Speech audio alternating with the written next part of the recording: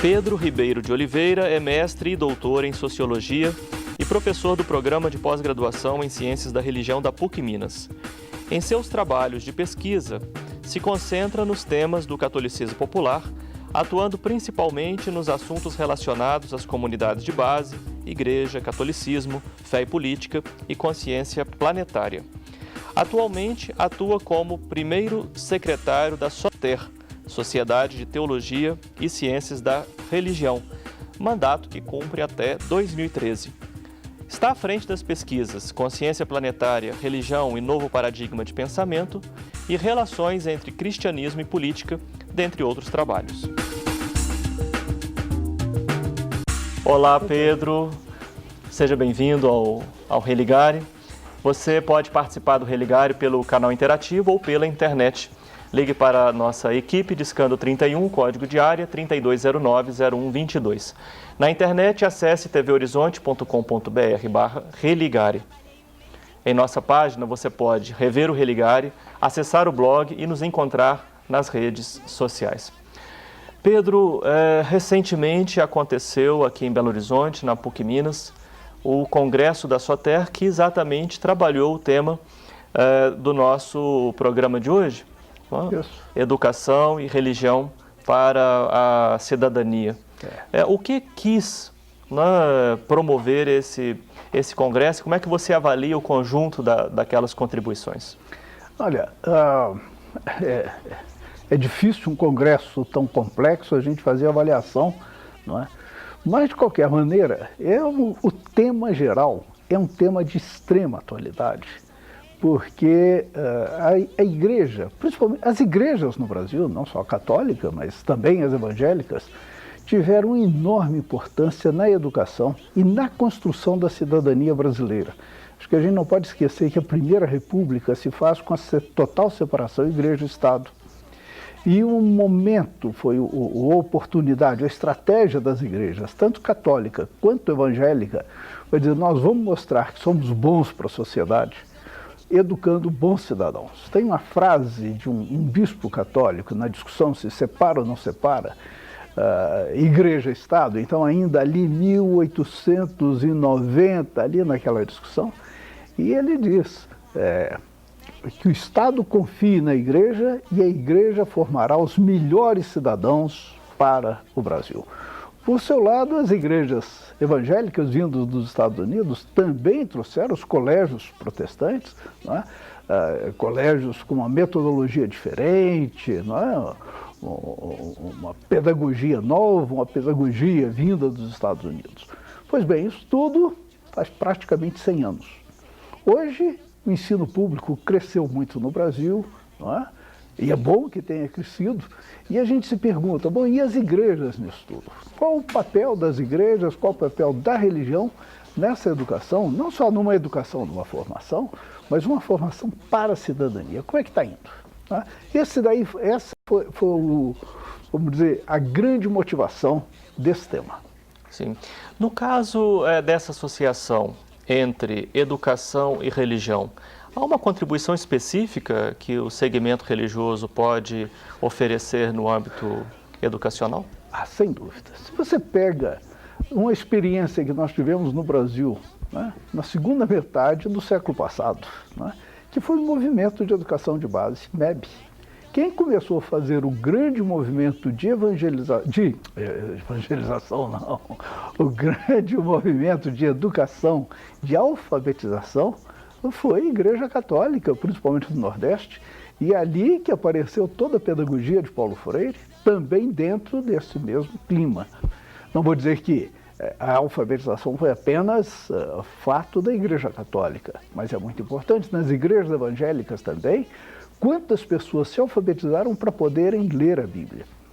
Agora, mais que isso, foi toda uma educação para a cidadania, educação sobre os direitos, educação nos direitos humanos, formação, que os centros de formação, se a gente pensar a importância dos centros de formação de igrejas nesse país para formar lideranças, né, lideranças de movimentos sociais, etc., quase, não vou dizer quase todo mundo, mas boa parte do pessoal passou pelo centro de formação da Igreja Católica. Sim.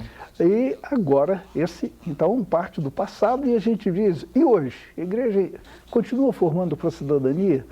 Infelizmente, eu acho que não, acho que hoje a igreja está formando mais para dentro dela. Né? A igreja ou as igrejas? As igrejas. Tanto a Igreja Católica quanto as igrejas evangélicas parecem hoje muito mais preocupadas formar para dentro da igreja do que formar para a sociedade.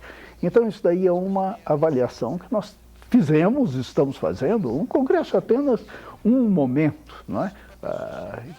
De jogar ideia, pôr no ar, mas aqui vai seguindo essa discussão. O que se quer dizer esse formar para a cidadania? É a mesma cidadania do início do século, com a Primeira República? Não, não. Ou da segunda metade do século XX? Qual que é isso, formar para a cidadania? É e não é. Nos falta muito nesse nosso país a consciência de cidadania, né? Ou seja, de que temos direitos e deveres.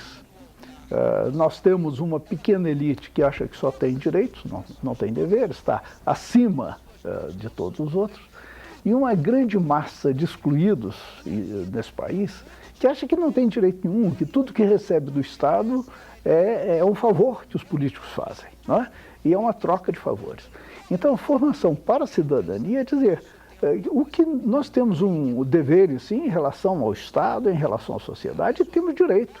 Então, por exemplo, na questão, tema de campanha da fraternidade do ano que vem, que eu já estou começando a trabalhar, saúde pública. Saúde, direito de todos, dever do Estado. Ora, essa ideia de que saúde é nosso direito, nós temos direito à saúde, e o Estado tem que atender esse nosso direito, isso é uma consciência de cidadania. E quem é que ensina isso? Quem é que passa isso para o conjunto da sociedade brasileira? Uma das instituições que passa, a Igreja Católica, por exemplo, na sua campanha da fraternidade, deve passar isso através da sua rede de comunidades, de associações, de paróquias, dioceses e tudo mais. Então, isso é a formação para a cidadania. Sim.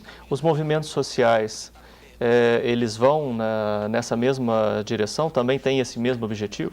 Também. Eu acho que um dado importantíssimo que nós tivemos na nossa sociedade foi justamente a Constituição de 1988, chamada, né, Ulisses Guimarães disse, a Constituição Cidadã, né, de falar dos direitos de cidadão. E nesse direito de cidadania, os movimentos sociais tiveram importância enorme. Basta lembrar, por exemplo, os direitos dos povos indígenas.